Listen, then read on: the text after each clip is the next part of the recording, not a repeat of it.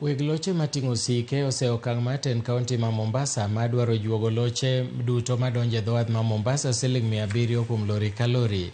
Kane gilose dho wath ma Mombasa bang' bago twagi tend wadhno, jakom weg trela e pachoka Paul Moiben okoni tend kaunti ma Mombasa ne okosumo pachgi ewi okang' makamano kendo ramo ni ogibi chulo omenda no. E okang' masani koro kelo dhungruok mapek ma trela madonjo kendo mawuok e dho wath ma Mombasa, gino mabende ikoni rocho chenro madhi nyime e dho wathno. Tend kaunti ma Mombasa geto mar medo yudo kwan mar omenda magisebedo ka gichoko, gino ma weg trela koni ok oluwore gi chik. Tractor coming into the port pays, kama ile tractor sahi analipwa 2,500. Mafuta kuingia hapa ni is 1,000 bob. Alipe levy ya 700. Amebaki na kitu? Si ametoka kwa biashara? Same to truck owners. We are not being local transporters, we just ni kazi tunafanya pesa kidogo. So hii kitu kwanza tunataka tukae chini na governor. Tuone the best way out.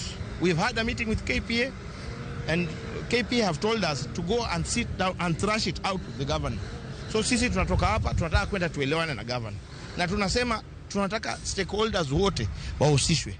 Because as of today we don't have winners. We are all losers. KPA is losing. We have lost already the first shift. First shift imepotea. Muangalie jam imefika Jomvu.